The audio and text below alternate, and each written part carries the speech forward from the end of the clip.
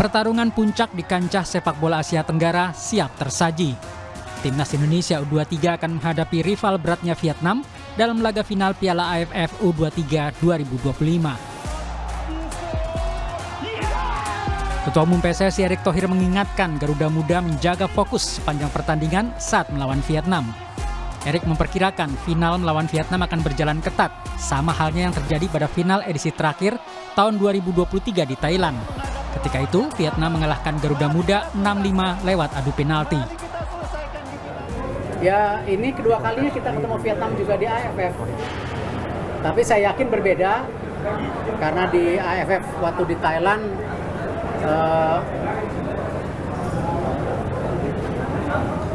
ya cukup keras.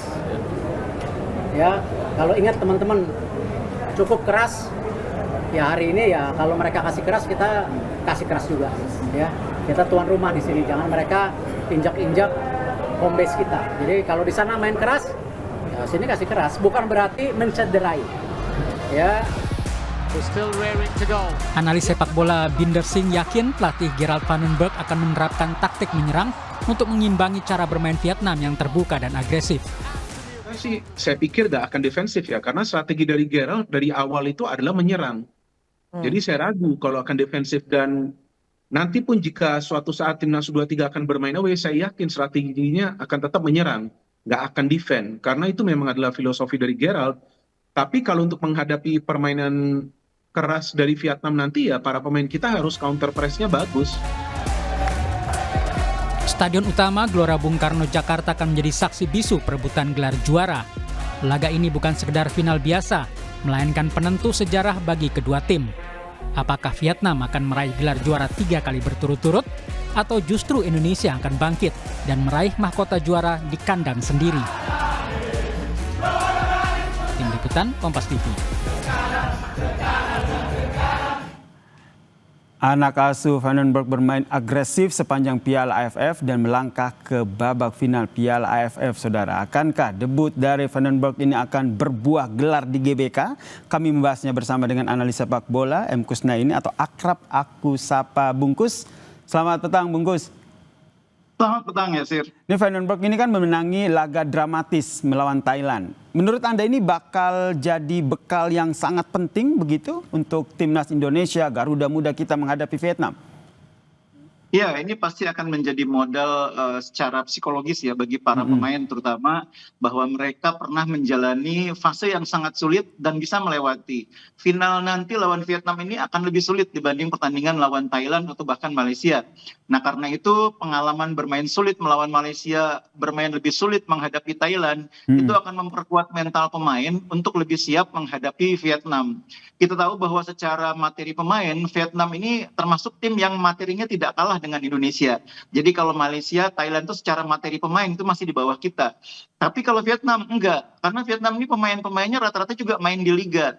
Bahkan ada beberapa pemain yang sudah menjadi andalan di timnas senior seperti Quat Van Kang, Nguyen Van Truong, kemudian ada Nguyen Din Bak yang jadi striker andalan sekarang di lini depan. Itu pemain-pemain yang di timnas Vietnam senior juga sudah mulai reguler bermain.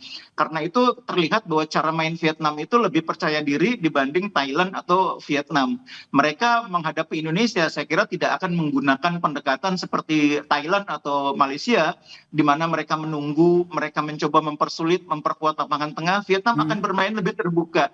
Karena mereka punya level kepercayaan diri lebih besar, pengalaman lebih panjang dibanding bahkan dibanding Indonesia, mereka tidak kalah dari segi pengalaman. Jadi strategi apa nih nanti yang akan diterapkan oleh Van den Berg agar bisa mengangkat trofi di kandang sendiri di GBK? Ya, yang pertama Coach Van den Berg saya pikir akan mencoba untuk membuat pemain-pemain lebih bisa mengembangkan permainan. Ini kan yang tidak terlihat dalam dua laga terakhir. Melawan Malaysia, melawan Thailand, kita tidak bisa mengembangkan cara bermain yang diinginkan oleh pelatih atau game plan yang disiapkan oleh pelatih. Karena ada beberapa titik di mana sulit untuk bermain dengan maksimal. Kemarin yang paling terasa kan pemain yang bermain di belakang striker atau pemain yang bermain between the line, di antara lini depan dengan lini tengah. Nah itu posisi yang saya pikir selalu menjadi hambatan dalam dua laga terakhir yang tidak bisa diperankan oleh pemain yang lain. Dicoba oleh Donitri kemarin juga kurang optimal, sebelumnya dicoba oleh Hanan juga kurang optimal. Mungkin besok ketika Arhan bisa main lagi, mudah-mudahan peran sebagai pemain between the line itu akan bisa dijalani dengan baik oleh Arhan. Mudah-mudahan kondisinya cukup baik untuk bisa bermain, sehingga permainan kita lebih berkembang. Baik, itu di middle line gitu. Kalau kita ngomong di lini depan begitu. Kalau kita lihat sebelumnya kan Jens Revan keluar, digantikan oleh Hoki Caraka. Tapi permainan terakhir Thailand ini Jens Revan dan Hoki Caraka bermain bersamaan. Apakah strategi ini akan kembali dilakukan oleh Van den Berg? Ya, kemarin itu situasinya darurat ya. Darurat di mana kita ketinggalan di 15 menit terakhir. Dalam keadaan seperti itu, pelatih biasanya akan melakukan pendekatan all out ya. Dia menggunakan seluruh amunisi yang dia punya untuk mengejar ketertinggalan. Kan bukan hanya Hoki Caraka yang dimainkan. Bahkan Ferrari juga dimainkan sebagai striker untuk membantu Raven. Karena memang Ferrari ini punya kemampuan duel bola atas yang bagus. Nah, dengan adanya Raven, ada Ferrari, kemudian juga ada Hoki, itu kan bola lebih berani diangkat ke dalam kotak penalti, lebih banyak diangkat dengan bola-bola cross dari samping. Dan hasilnya kan salah satunya menjadi gol melalui skema tendangan sudut.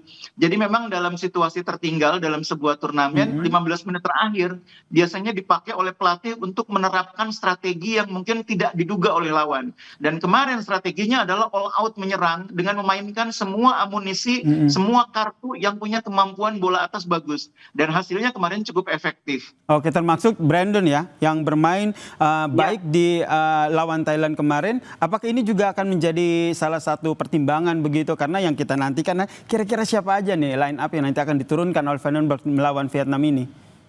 Iya, kalau misalnya semua dalam kondisi terbaik, saya pikir formasi yang akan mungkin diturunkan adalah formasi 4-3-3, di mana di belakang ini duet Nyakang dengan Kadek Arel kan sudah paten ya, sudah tidak tergantikan. Bek kanan mungkin Ahmad Maulana, di kiri Doni kembali main di kiri. Nah, kalau misalnya Arhan bisa pulih, mungkin Arhan akan menjadi pemain yang bermain di posisi nomor 10, di belakangnya ada Robbie Darwis. Kalau Tony kan kemungkinan besar nggak akan bisa main. Kemungkinan Hanan atau Dion. Nah, kalau misalnya Coach Van den Berg masih percaya dengan Dion, saya pikir Dion akan menjadi pendamping bagi Robbie Darwis. Kemudian di sayap kanan ada Hanan, strikernya Jens Raven, di kirinya mungkin tetap Rahmat Arjuna. Itu saya pikir formasi yang paling kuat yang kita punya.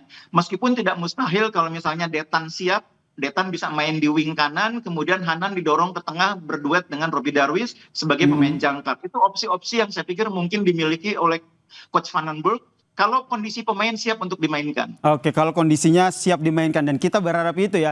Terakhir nih Bungkus, Bungkus prediksinya apa? Saya tidak berbicara angka tapi lebih ke selesainya seperti apa? Kan kita punya bisa dikatakan sebagai tragedi begitu karena kita pernah kalah melawan Vietnam ini dalam laga drama penalti. Kemarin kan kita sudah melewati fase di mana kita juga menang melalui adu penalti. Itu modal yang bagus untuk menghadapi segala kemungkinan. Karena final itu tidak mustahil juga harus berujung adu penalti. Kalau saya melihat dengan cara main Vietnam, dengan cara main Indonesia yang terbuka, kemungkinan selesai dalam 90 menit itu cukup besar ya. Karena cara mainnya Thailand dan Vietnam berbeda. Thailand ini kemarin sangat menunggu kan. Malaysia juga sangat menunggu sehingga kita kesulitan. Ditambah lagi pemain kita tidak lengkap. Besok mudah-mudahan Arhan bisa main lebih lengkap materi pemainnya, kita bisa selesaikan dalam 90 menit mudah-mudahan. Ini doa kita bersama ya, diselesaikan dalam 90 menit dengan kemenangan Timnas Indonesia U23 dan trofi juga akhirnya diangkat di GBK. Terima kasih Bungkus atas analisnya jelang pertandingan final Piala AFF U23. Salam sehat Bungkus. Terima kasih.